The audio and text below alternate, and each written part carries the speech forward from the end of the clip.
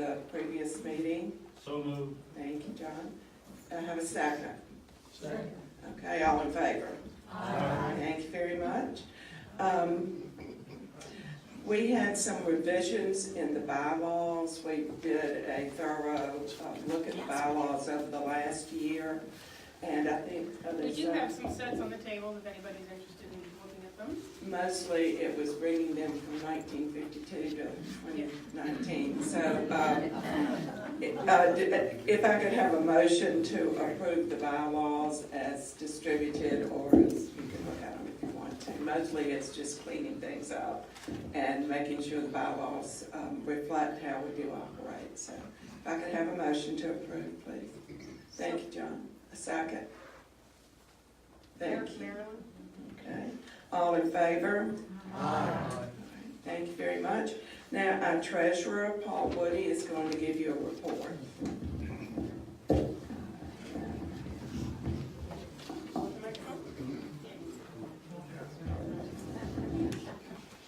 Good afternoon. I'll try to be brief. We've got some copies of the financial reports over on the table in the front if y'all would like to look at anything in more detail. A couple of highlights from our operating profit and loss this year include membership dues were slightly under budget but in line with the prior year. We did have some unexpected physical plant expenditures related to two lightning strikes this year, but also we were able to budget and fund health insurance for the employees this year. Fall dinner income was down from the prior year, but last year, as y'all remember, was our 65th anniversary year, so kind of some high expectations when you look at it from the prior year, but all in all, still a very successful event this year. Our balance sheet, cash balances remain consistent from the prior year, which basically means we had no trouble paying the bills this year. Our investments at the Community Foundation and the Kelly Group are down from the prior year due to, as pretty much everybody knows, investment declines or market decline in December. But I'm sure those will bounce back in January with the overall market trends upwards. Lapham Patterson House tour fees increased about $2,700 over the prior year, and our recurring maintenance expenses remain consistent from the prior year.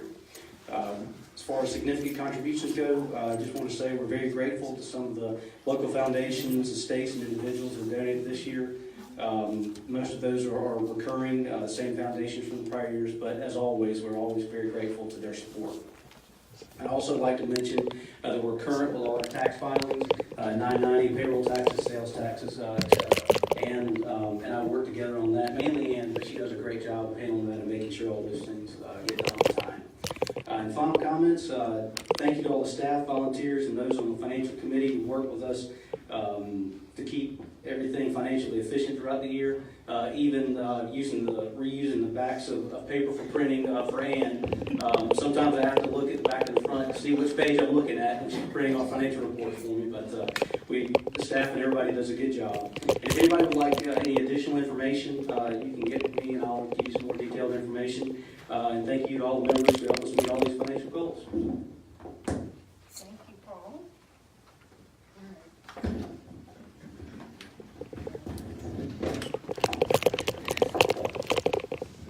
Okay, I have a report from the nominating committee. I want to thank Celia Lockerman, William Crozier, and myself for our service to the museum. We rotate off this year, but And we're not going far. we do have a gift we want to give to you, Oh, Celia. nice. So Amelia, I'll have you, or Claire can come in and come help. So we'll start with, I'm taking pictures. oh, that's right. I'm helping. So I'm gonna grab the microphone from you, because I know unexpected. And you're gonna, Amelia's gonna get your, thank you. We wanted to say a big thank you to you. We've had, of course, I have a biggest, want to thank you especially because you've been very helpful in these 3 years as I've gotten acclimated. I know why they chose you to be the president while I was getting situated. It was very helpful. But we had some artwork done that we think represents the influences that you had on here. So if you want to come over here and get your pic, we want Claire to take a nice A picture. real picture.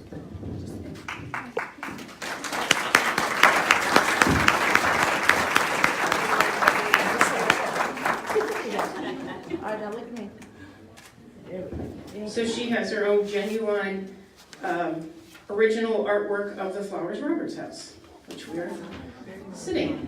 And now, Miss Celia, yes, you do have to come up. You're next. And we did the same thing for Celia, and we chose the artwork based on their area of influence. So she got one of the Smith Log House, which Celia has helped us with. All right, Celia. Thank you. And the third one, and the third one will be mailed to William Fraser in Washington, but we want to thank him for his service as well. Okay, now you can do the nominating. Thank you very much.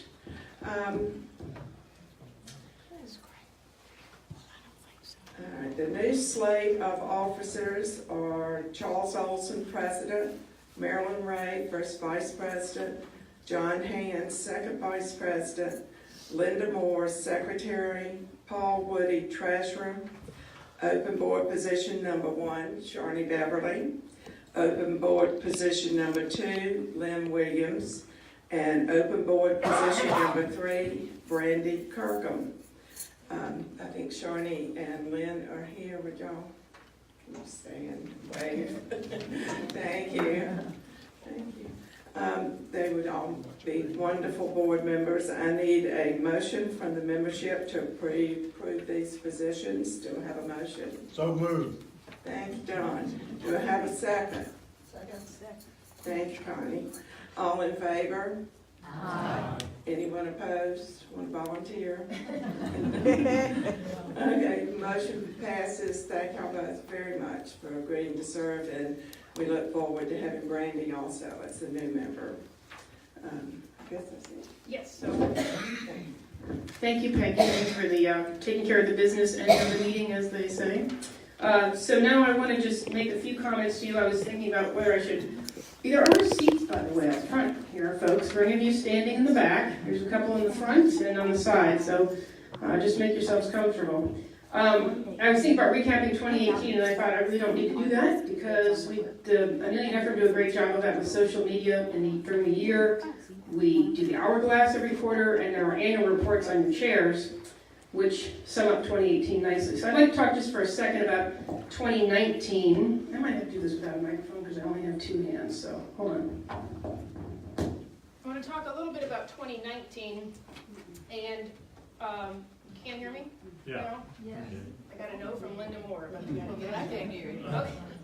Well, I'll do my best to speak loudly. I want to talk a little bit about 2019 and some of the stuff that we're going to be doing this coming year. And again, thank you to Celia, Peggy especially, it's been very helpful, and William for their service. You guys are an unending resource, and of course, I'm not going to let you go. I'm not going to leave you off with the committee, and you're going to be past president and everything else, so I'm going to make use of you this year. So can we turn the light down a little bit so the whatever light makes most sense? Something. Okay, there we go. And then we have a new president that I'm super excited about working with Charles on this next chapter in this next 3 years, which we'll no doubt include great programming, new research, and fun events. But it will also be one where we focus on some of our core responsibilities, kind of getting to that time where I have to get into the less glamorous and sexy part of the job, I guess. But we do a great job with how we report to you, but I want to talk to you about for a few minutes about an area that we're going to dive a little deeper into in 2019, and that's what we call interpretive planning. To most people, interpretation means, in regards to a museum, means just an exhibit or putting on a display or something like that, but there's actually much more to it than that. It bears a much higher level of responsibility than almost anything else we do. This is a description from the National Association of Interpretation about interpretation in regards to a museum. And it explains that when we talk about interpretation, it's a mission-based communication process that forges emotional and intellectual connections between the interests of the audience and the meanings inherent in the resources. And the reason I underlined the word specifically is because I want you to understand that this is a process that we're going to go through, and it's going to, we're going to use various resources to get these things through. Because this is really at the heart of what this work here that we do. And of course, every good process needs a plan. So an interpretive plan is something that we've been working on for quite a while. An interpretive plan is a guiding document that sets in place a communication approach through which themes are presented to constituents, you guys, through their experiences with objects, stories, and physical landscapes, of which we have a wonderful selection. This is by far one of the most pivotal documents that a museum should have. And as you can see, it will guide the themes and how we communicate to our audiences.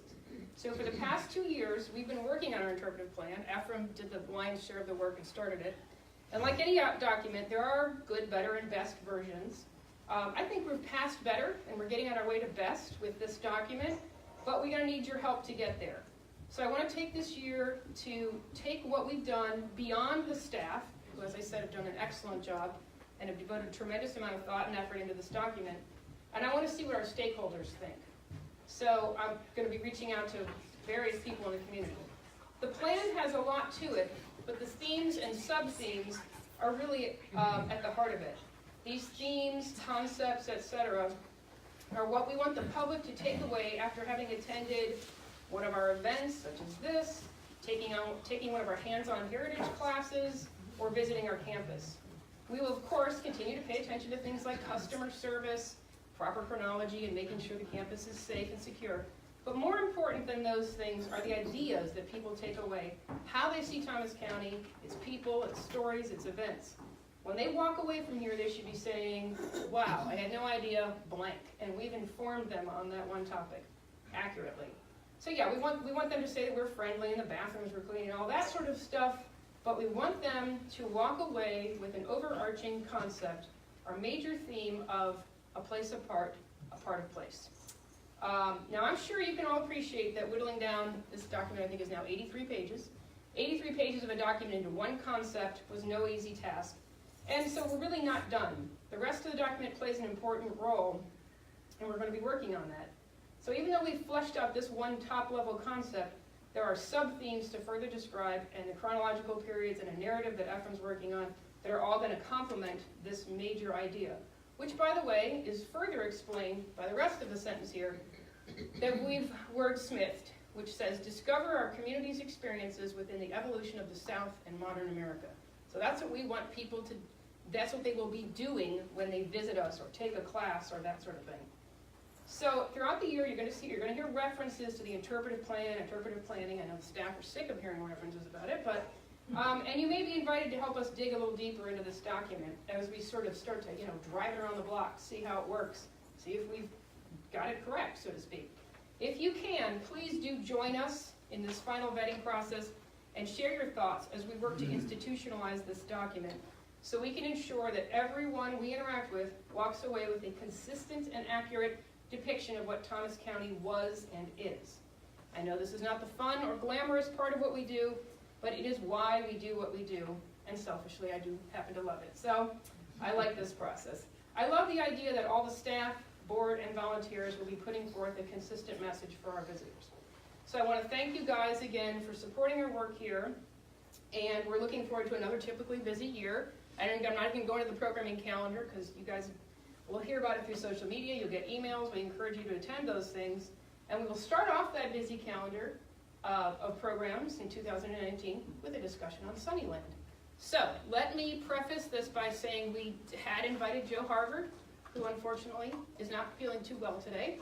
But he threw us some wonderful ringers, and I know, I'm telling by the size of this crowd and the people I've talked to coming in, that we have a lot of Sunnyland former employees, people who are related to it in some way or fashion. So I think, in addition to asking Roger and Randy to help us kind of get the discussion going, let me just explain how we've done these Do You Remember events. This is not, there's no table, there's no presentation dais.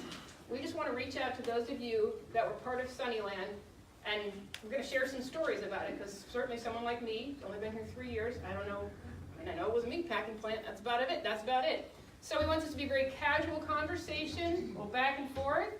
Obviously there's going to be some questions, but if Roger and Randy, actually no, let me start by asking, anybody who was a Sunnyland employee want to stand up? There's going to be a lot of people in the room. All right, thank you.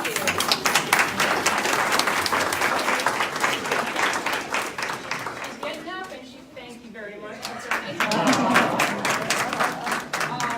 So I don't want to start it too generically, but if Roger or Randy, Roger's here, where'd Randy go? There you are, okay. If you guys want to start by, you guys might not need a history of Sunnyland per se, but if you had a little bit of a background on the on the company, that would be great. And of course, let me just explain, the other reason we're doing this is a couple years ago at our annual meeting, we had a presentation of Flowers Bakery. So I think you're getting the theme because we're in the Flowers Roberts house. So we're covering the other corporate end of the house, if you will. And of course, it's relevant to Thomasville and all that good stuff. So, Randy, I guess maybe if you want to say a few words, and then, you know, I'll let it, my question, of course, would, I don't know if I need all the hardcore details. I know, I don't know if I need all the details about a meat packing plant, but I would be interested to know about, you know, how it was run and stuff like that. And then we'll throw some questions out, and I'd like you guys to share your stories and your thoughts about the company, or the Roberts, or the Harvards, or all that good stuff. Go ahead, Randy, sorry. Sure. You want the microphone? You want the microphone? No? Okay. Yeah.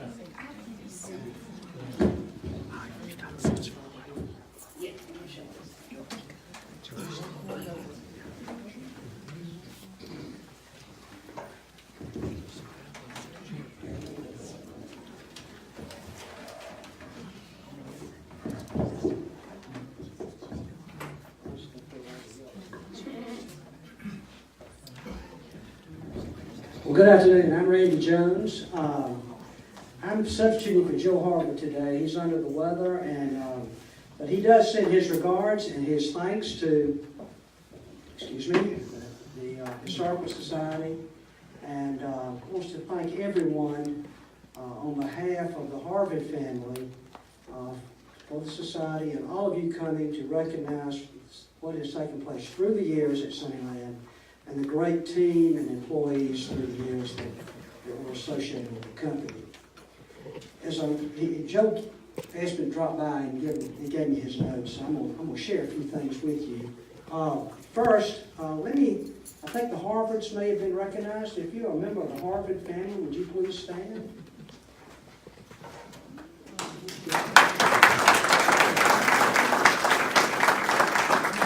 Thank you. And I understand that Fritz Roberts' family is here also. Would you please stand?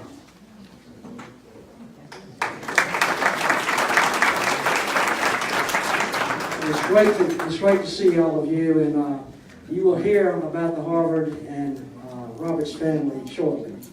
Joe sent these notes to me. The Farmers Meat Company, which is the predecessor of Sunnyland, was formed in the early 1930s. In 1935, it was purchased by Fritz Roberts and Walter DeLoach of Moultrie, who was an attorney over there. And DeLoach never was active in the company. Fritz Roberts, certainly through his leadership, built this company early on. A fact that I didn't know that Joe shared with me a little while ago was that as Sunnyland grew, it became very difficult in the 1950s to deliver to Florida any pork products. And some of you may be old enough to remember, I don't, I was certainly an infant, but Florida apparently put a pork embargo on, and for Sunnyland to Georgia Packing Company at the time to survive, they had to obtain facilities in Florida because they would not allow pork to come from out of state. So Sunnyland, or Georgia Packing Company at the time, expanded into Florida and to Orlando, into Gainesville and Jacksonville. And that's how it expanded early on in the 50s. In 1955, the name was changed to Sunnyland Packing, and later to Sunnyland Foods. The company was purchased in 1961 by L.B. Harvard and John Pidcock, and in 1985 it was sold to Von Braun. Did I pronounce that right, Roger? Okay. Roger was key, and Roger Champion was CFO at the time and was key in that transaction. To give you a little color of what was taking place, I'm going to read, and Joe gave this to me, from J.E. Davis's book called Don't Make A&P Mad, and he talks a little bit about the early days of Sunnyland. Before I get too far along, though, I do want to recognize one person here, and the reason I'm here is because I married a Harvard, and that's Nancy Harvard. Nancy, would you stand up? She is now Nancy Jones. I took her out of Thomasville back to Americus, but we certainly have a wonderful thoughts and dedication to Thomasville. My service personally with Sunnyland was from 72, when I got out of the Air Force, until 78, and I went back to school and then later moved to Americas. But during that time, I did meet some of the finest people that I've ever known in my lifetime, and some of the hardest working and genuine people that I've ever had the pleasure of being around.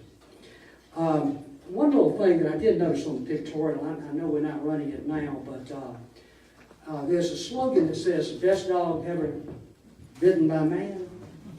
There's a hot dog place in America that apparently plagiarized that saying, and now you walk in the hot dog place and it's the best dog ever bitten by man. I wonder if Sunnyland or the successors could pursue that, but what a great slogan. This is the color and the environment which early on Sunnyland leaders faced. And this is, again, from J.E. Davis, who was chairman and CEO of Winn-Dixie. And through the years, as many of you know, Winn-Dixie and Sunnyland had forged a terrific relationship, having processed at times, I think 750 to 1,000 to 1 million pounds of private label Winn-Dixie bacon through the years of the plant here in America, in Thomasville. But here's what I think probably brought on the relationship between Winn-Dixie and Sunnyland, and it's definitely associated with the strong relationships that Fritz Roberts had developed with the Winn-Dixie folks. In 1931, Roberts was a young Swift & Company salesman in Miami, and he had been calling regularly on the Davises in Table Supply. On one occasion, however, he stopped just to ask advice. He told us he was making $16 a week as a base salary with Swift, but was having a hard time making ends meet. He said that he and his wife, Mildred, would go to a restaurant and order a bowl of soup for 10 cents apiece and stretch the meal by eating all their crackers in sight. His father-in-law had offered to back him with other investors in buying a small meatpacking plant in his hometown of Thomasville. And what did the Davises think? When you think about the genius of that question, a yes would be, we're going to back you in this purchase because we're giving you advice to do it. And of course, we encouraged him to become a capitalist and take the risk. With active partners Jim Horn, W.K. Cox, Waldo Deloach, and Roberts bought Farmers Meat Company. It later became Georgia Packing Company, and then changed its name to Sunnyland. Sunnyland was to become a major supplier to Table Supply and Winn-Dixie over the years. Roberts and another key man in Sunnyland operation, Dude Harvard, my father-in-law, were to become great friends. Roberts died in 1961 and Harvard in 1986. That's my summary of Sunnyland. What a great experience I had here in Thomasville. I love this town. We've recently purchased another home here, and we are regular visitors back to Thomasville. But again, thank you to the Society for recognizing Sunnyland and this wonderful group of employees. Roger? Thank you.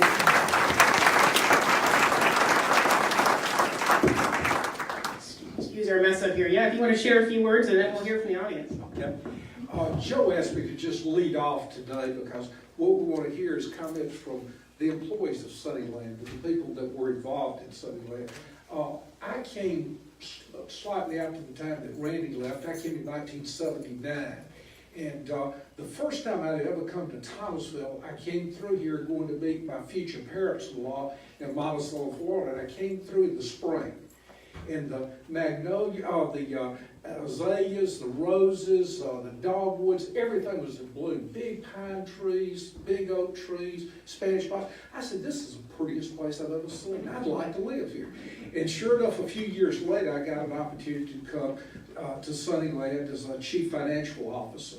And it was, the thing I remember most about Sunnyland was the effect that Sunnyland had on the local community.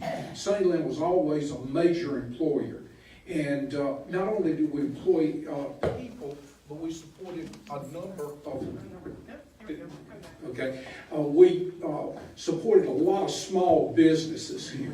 And I think the biggest impact that we had, though, is we really did a lot for the local farm industry.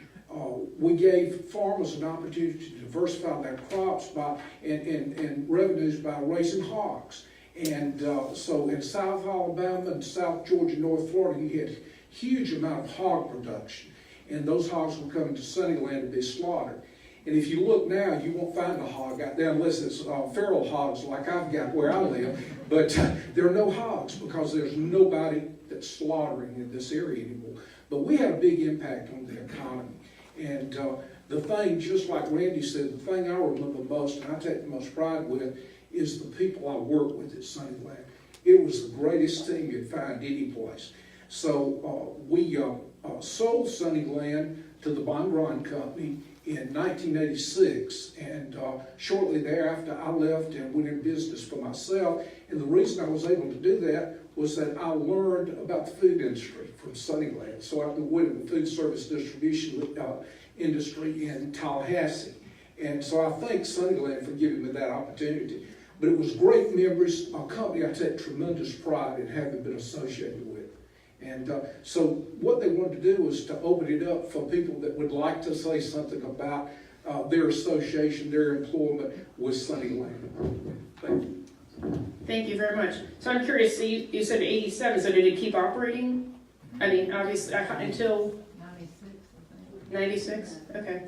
Well, I don't want to put anybody in the spot, but this lady did stand up and say that she was a Sunnyland employee, so do you mind saying a few words, or?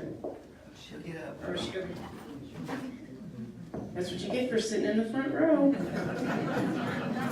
a little speech for Sunnylanders? Okay. Careful, though. I don't want you to.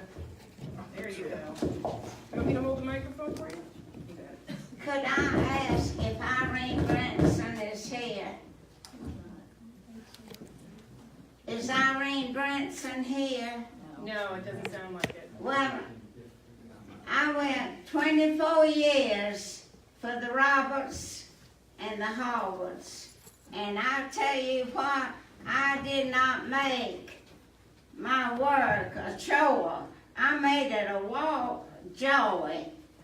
And when I left that Sunnyland, it was for physical leg problem. And I still have that little problem, but I'll be 98 my next I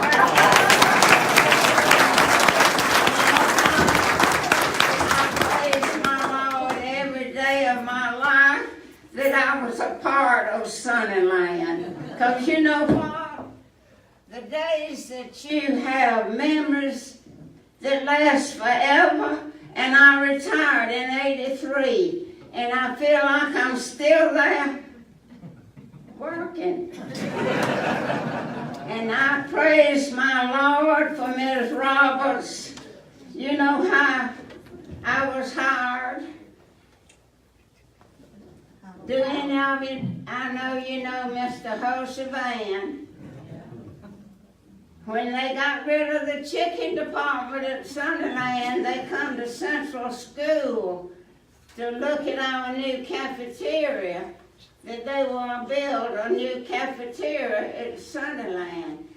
Well, I had worked 4 years at Sunnyland, Central School. I'm also a yellow jacket. And I'll always be so proud to be a part of Central School, and I don't miss many games till I got What's your name? What's your name? Lorraine Rickett Wheeler. Okay, thank you. And I'm a war widow. My husband, Walt Wheeler, I know a lot of you know him, was killed in action. And it nearly broke me down to where I never got over it. But you know what? The last little letter I got from him, and I just remember all of you. He asked me, he only saw Jane 7 days of my daughter's life. And he said, honey, I'm asking 2 requests of you. to please take care of our baby and live a life that you'll meet me in heaven, 'cause I've already gone to HELL. So, you know I'm bringing memories in of my life, but life's too short, honey. It's precious. And I tell you what, anytime that you can raise your little hand and praise the Lord for the family of the Roberts and the Howards, they were like my family. And Ms. Roberts asked Cozy Van if he knew anyone that could take a cashier and assistant manager's place. And you know what? Mr. Van told them all. He said, I've known her since she was that little. And her brother and I married cousins. And when he come over there at Central, to check our cafeteria, I whispered in his ear. I said, Mr. Van, I need a job other than making what I was making at Sunnyland. He said, when can you start to work? I said, any day. In less than 3 days, I was cashier and assistant manager to Alma Sutherland. I know all of you knew her, and God knows we were like sisters. Praise the name of all of the loved ones of Sunnyland, Ms. Roberts' family, then Joe and Ruth left in the Howard family. Lord, I love you with all my heart, body, and soul. And I never did know that I would be speaking to a crowd like this. But, you know, I just prayed and prayed and prayed. I couldn't say anything that would touch any of you. And I hope to meet a lot of you today that worked at Sunnyland. But I fed them good, Mr. Holly. Feed them good because they'll work better. I'm sorry to take up so much time. No, don't apologize. I picked good, didn't I?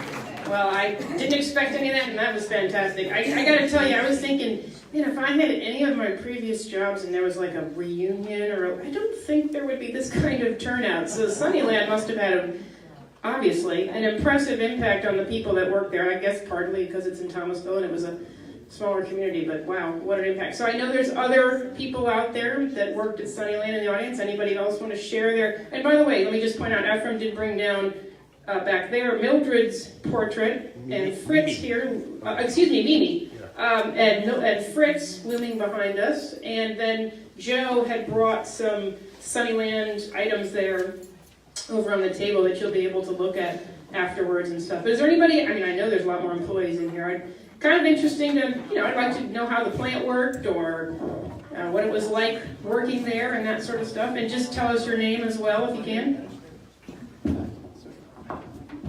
My name is Robert Vardido, and I actually worked for Mr. Roger Champion. I was at Sunnyland from 83 to 89.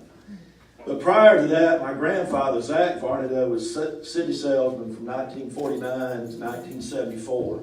He was the consummate company gentleman. I recall as a youngster going and calling on some of the stores with him. He'd be taking an order from the market manager, and a lady would come by and grab a pack of that great hotel bacon. He'd take his hat and he'd tip it to the lady.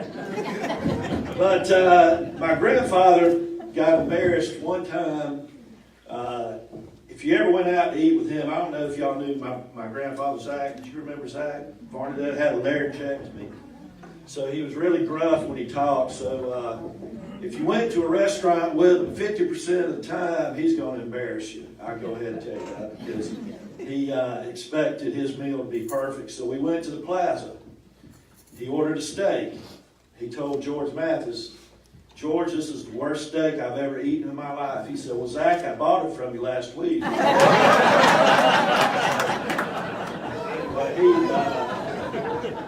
was a company man, and pride that he had, went into me as well. I started in '83. I had the opportunity to work in the livestock department for 1 year. We quit killing hogs. Joe Harvard gave me the opportunity to get into sales. I went to Atlanta and did what was supposed to be a 1-week vacation for Mr. James Ricks.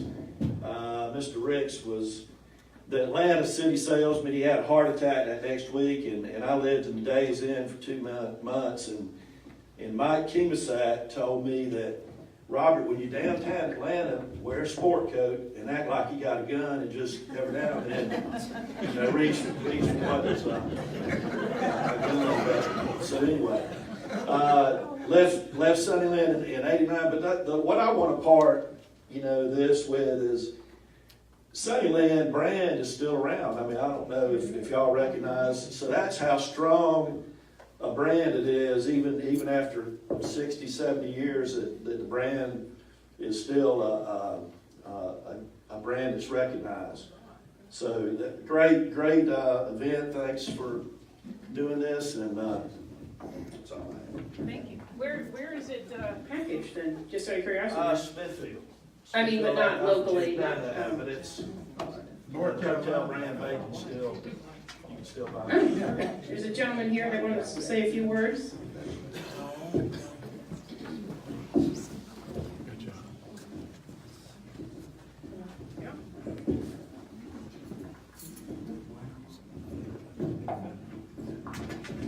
I want to say thank you. I'm Claude Butler, and I went to work at Sunnyland Packing Company in June the 1st, 1969. And I went to work with Shorty Finsley and Jesse Lutz.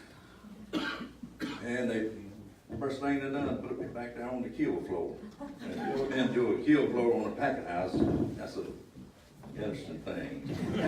But as I progressed along, I said, well, I don't think I want to do this very long. And so I went to my other peers and said, I'm not going to continue to do this working on the kill floor. It was tough. And then they moved me on up to the beef department, which showed a slide up while I go in the beef department.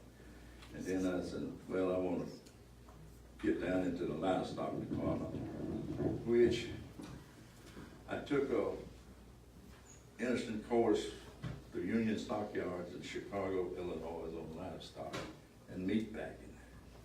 Learning a lot there, and I went up to Union Stockyards and stayed 2 weeks at the stockyards, and all the meat packing houses all around, they let me have a leave of absence from Sunnyland Packing Company.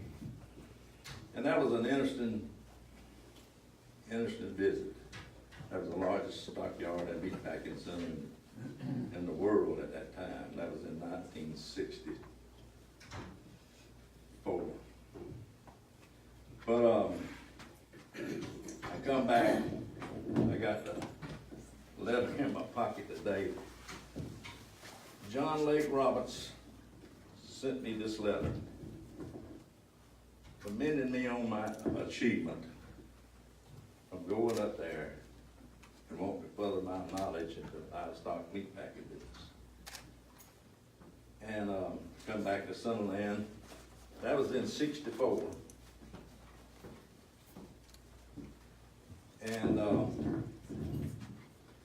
I I want to get down the stockyards down there, plant where Charlie Wright and Timmy Rigsby and Paul Bolton, Reese Johnson, several more was on the buying field. And it come to the time that, this time passed, Mr. Dude Harvard, this letter was from John Lake Roberts. And I could thank him today and the family for that recognition. And Mr. Dude Harvard, which is one heck of a nice fellow that I have ever met. He called me in there, and which my old name, I was raised up down at Metcalf.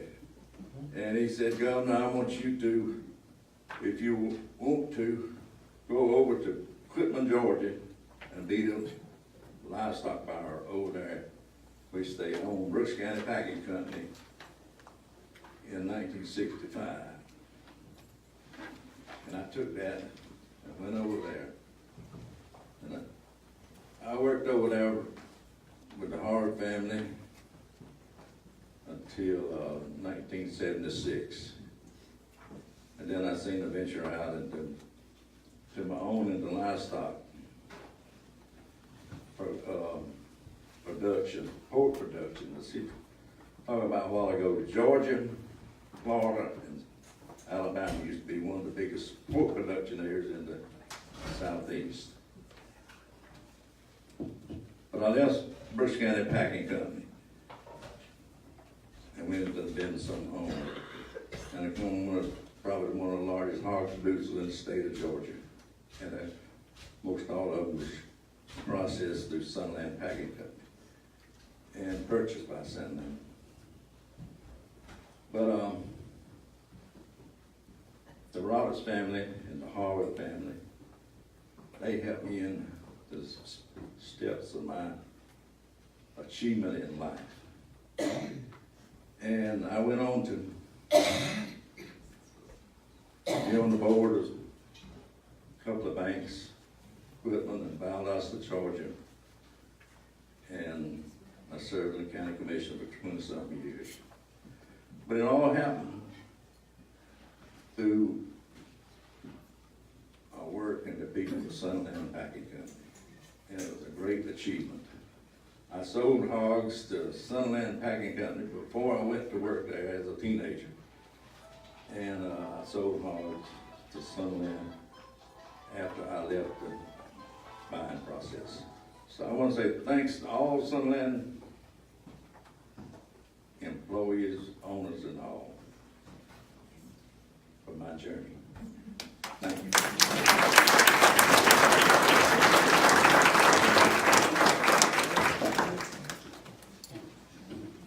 Like I said, I'm not sure I have a letter from an employer from that, but maybe I will, but, and I am impressed that you got to see the stockyards there in Chicago, where I didn't grow up in the stockyards, but I grew up in Chicago, and I knew they had a lasting impact. You got probably about the millionth connection between myself and Thomasville that I just sort of wonder about sometimes, because it is pretty amazing.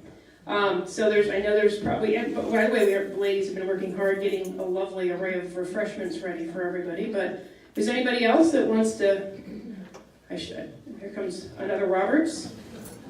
There's lots of Robertses, yeah. I'll try to speak without that crunching sound going. I can hear that in the background, but Miss Wheeler, I want to make sure you can hear me. Do you know what my real name is? How did you know that? I'm being serious. I didn't know if you knew who I was. This is the man I was named after.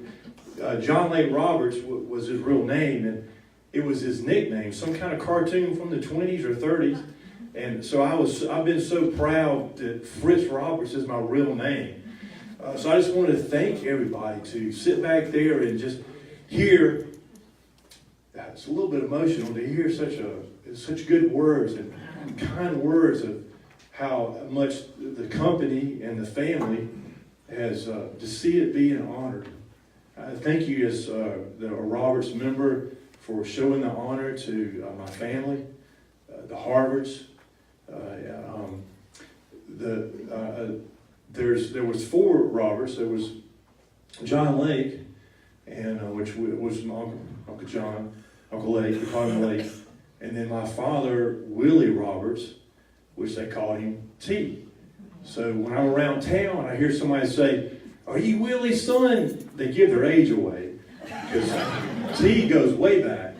And then there was Mimi, Aunt Mimi, we called her sister. And then there was Frank Roberts, and Frank is the only one still living. I tried to get him to come down, but he lives in Atlanta. So on behalf of the Roberts family, I just want to thank y'all for showing honor and giving God the glory. You know, my grandmother was such a good Christian, and I remember being a little boy and just running around this house, and there's a bomb shelter here. We play in there, and the thing is my grandfather died before I was born, so most of my thoughts are just good thoughts of how I'm just so thankful that I'm in Thomasville and that I was a member of the Roberts family, and just to hear these stories. It's just anybody have a Fritz Roberts story that's a good one now. Come find me. I'd love to hear them. I'm very thankful. And I have my own little story. I was going to share the same thing Mr. Jones about that book. Somebody gave me that book, and I never knew that story, but it was so encouraging to hear how visions get started and how life happens, and how, as everybody's talking, the one thing I keep hearing is it's about the relationships. It really is about the people. And I've heard so many good stories how my granddad would send hams to people at Christmas, and just he cared about people, and how hard this generation worked that kind of built this foundation. I went to work for W.J. Powell in the late 80s as a salesman. Harry Van and Harry T. Jones hired me. And I remember we used to have to get up at 5:45 and put a tie on and be at a sales meeting. And I tell you what, I grew up in a hurry having to do that. And I remember pumping gas at the Sing station. And most of those old salesmen came from Sunnyland. And they'd say things like, somebody had to die at Sunnyland to get a job. And I used to love to hear stuff like that. Those guys would work there 50-something years. I don't know if y'all remember Buddy Parrish. I worked for Buddy Parrish. I worked for Wallace Walton. Y'all remember Wallace Walton? He passed away, I think, a year or two ago. And had lunch with Buddy at Fallon's on Monday. He was trying to come to this event, but I thought I'd mention his name. But later on, I was offered a position at a company called Cisco Foods. Huge company. Something like $60 billion a year in sales. So I took the opportunity when I left W.J. Powell. They had sold, and was hired on as a salesman. And Cisco was big on training, so I had to drive to Jacksonville, leave my family, leave my kids, and sit in this class all day for 8 weeks training about food. And it was just kind of getting boring. And one of the guys said, "Hey, let's get out of this classroom, let's go tour something." So we went and saw a company down in Jacksonville called Beaver Street Fisheries. And I didn't say a thing about who I was. And somebody said, somehow, next thing you know, the salesman came and said, "We're going to go to Thomasville, Georgia, and tour a meat packing company called Sunnyland." I didn't say anything, So we went to Brooks County Sausages, and of course the girls didn't like to see those hogs getting slung around and cut. They were still slaughtering hogs. So then we came over to Thomasville, and the whole class was there, and we had lunch, and so we go into Sunnyland, and all of a sudden, you should have seen everybody's eyes when they saw my name on the board and walked in there. Somebody recognized me. But I tell you what, I'm so proud to have this heritage, to hear people talk and bring honor. It's a great community. Thank y'all for doing this. This is great. I've enjoyed it. Thank you.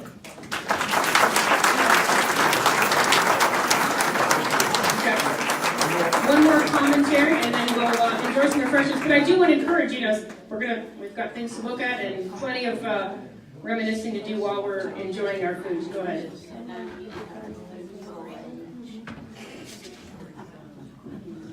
My name is Jay Harvard, and Joe Harvard is my dad. And first of all, I just want to say he was so disappointed. He was looking forward to this, and then looking back and reminiscing with him for the last several weeks, and he got really sick yesterday, and he tried to come this morning, he couldn't make it.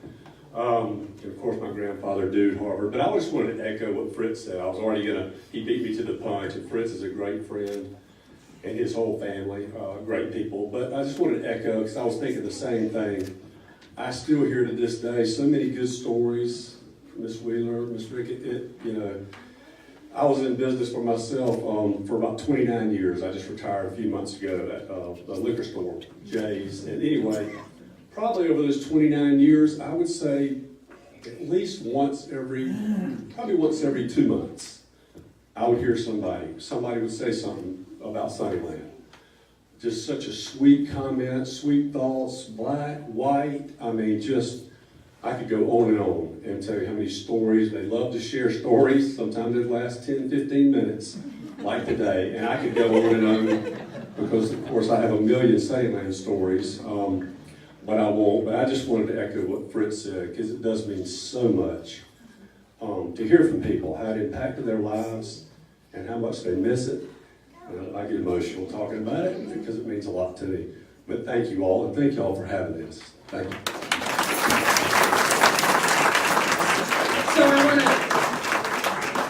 I gotta tell you, I was just gonna say, I think we can check the box for 6 up.